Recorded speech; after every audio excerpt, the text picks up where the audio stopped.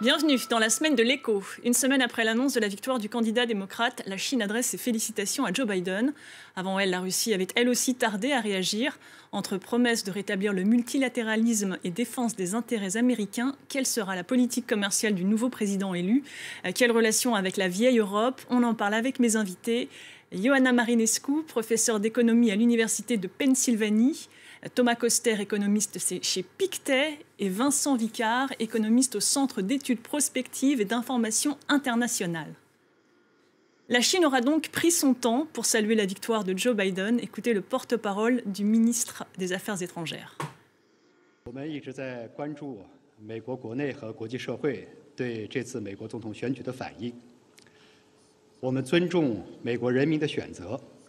我们向拜登先生和哈里斯女士表示祝贺。 Ioana Marinescu, on le voit, on l'entend, pas de grandes effusions côté chinois, mais il y a de grandes attentes après la victoire de Joe Biden, notamment l'espoir, disons, de relations plus apaisées. Est-ce à dire que la guerre commerciale déclenchée par Donald Trump va s'interrompre ?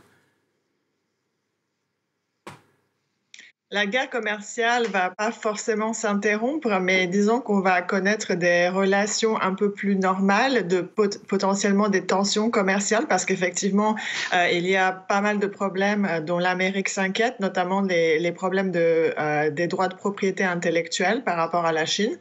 Donc, il y a toujours ces problèmes structurels ne vont pas changer, mais l'approche va changer parce que Joe Biden est connu pour son sens du compromis et du multilatéralisme. Donc, bien sûr, il va défendre les intérêts américains, mais il va le faire de manière beaucoup plus apaisée, beaucoup plus stratégique, en pensant de manière attentive à la manière dont son message va être reçu et aux effets que ça va avoir, plutôt que d'avoir une politique beaucoup plus erratique et impulsive comme a pu l'avoir parfois Donald Trump.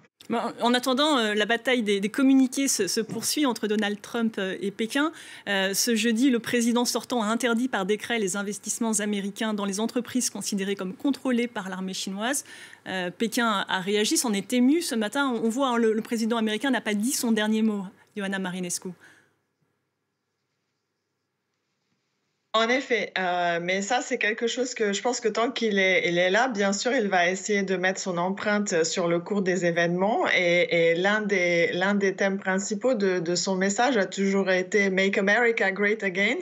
Donc, le retour des États-Unis. Et l'un des aspects de ce message, c'est effectivement montrer de la force face aux partenaires et ennemis commerciaux et autres.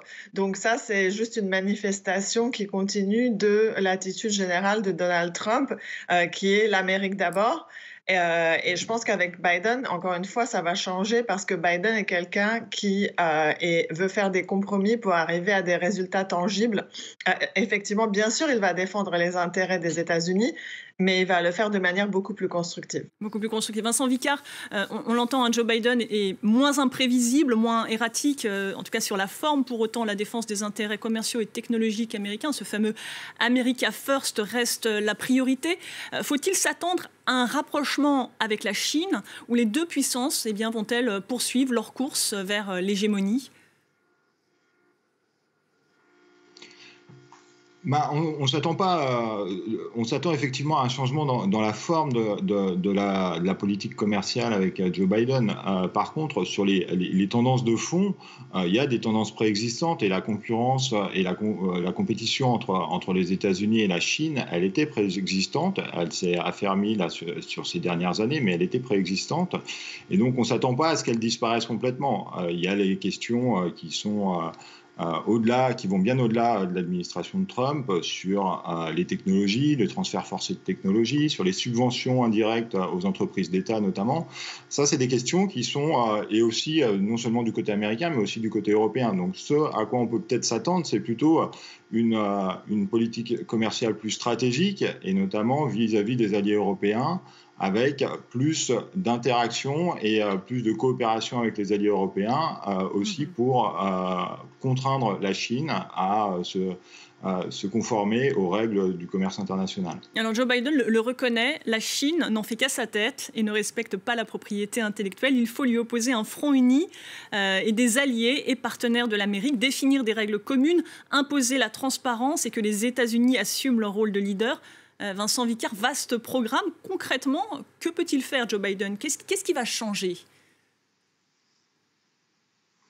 Alors, ce qui va changer, c'est, comme je le disais, c'est surtout sur la forme et aussi c'est sur l'approche américaine qui n'est plus forcément, qui ne sera plus forcément une approche dans la confrontation directe avec la Chine et avec d'autres partenaires, parce que c'était une des particularités de Donald Trump d'avoir mis en place une politique commerciale agressive vis-à-vis de l'ensemble de ses partenaires, des Européens, des Canadiens aussi, et donc de retourner vers peut-être plus de multilatéralisme et en tout cas, comme l'extrait que vous évoquez le disait, d'assumer un rôle de leadership vis-à-vis de certains pays qui ont des intérêts convergents, parce qu'il y a des questions qui sont posées par la Chine, par la place qu'elle prend aujourd'hui dans le commerce mondial, et qui posent des questions sur la forme de son marché, son capitalisme d'État, les subventions indirectes, la concurrence déloyale que ça peut impliquer pour des secteurs européens ou américains.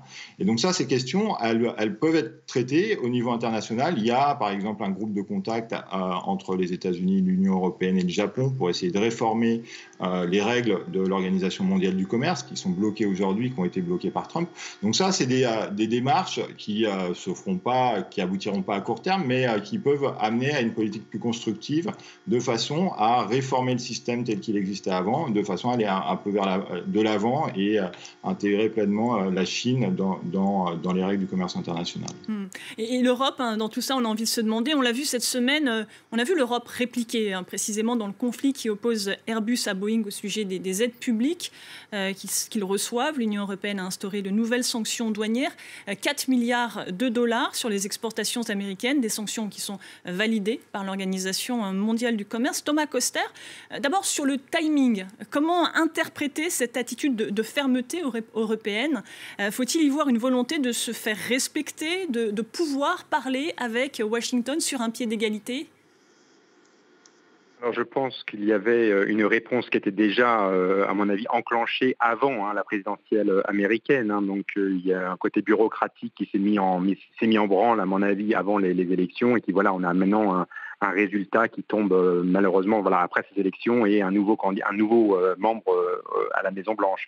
Il y a des sujets de fond concernant la relation US-Europe. On sait qu'il y a des phases.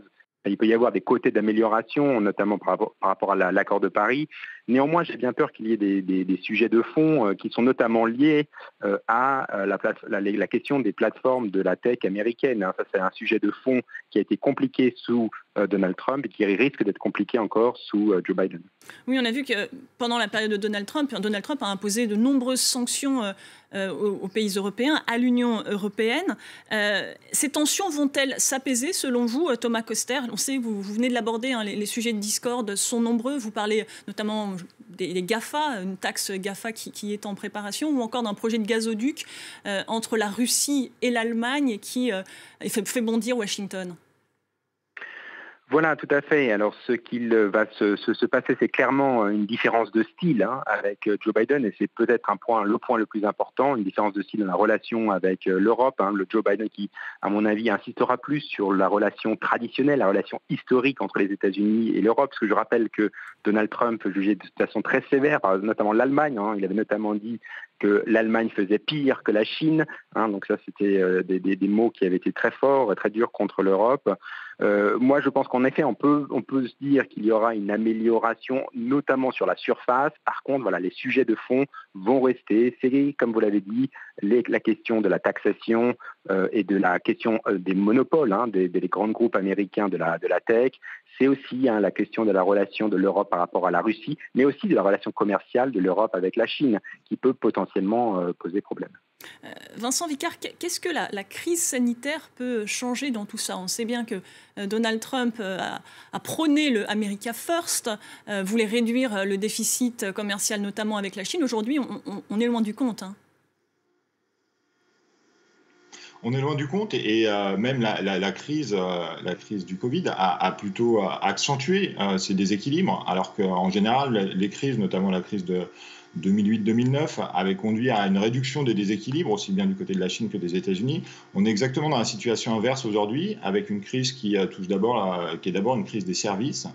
et donc qui a conduit notamment à une accentuation du déficit commercial aux États-Unis et une accentuation du côté chinois de l'excédent commercial. Donc on est dans une situation où la crise qui demande aussi plus de coordination au niveau international, plus de coordination pour les plans de relance aussi, que tout le monde prenne sa part de la relance de la demande mondiale.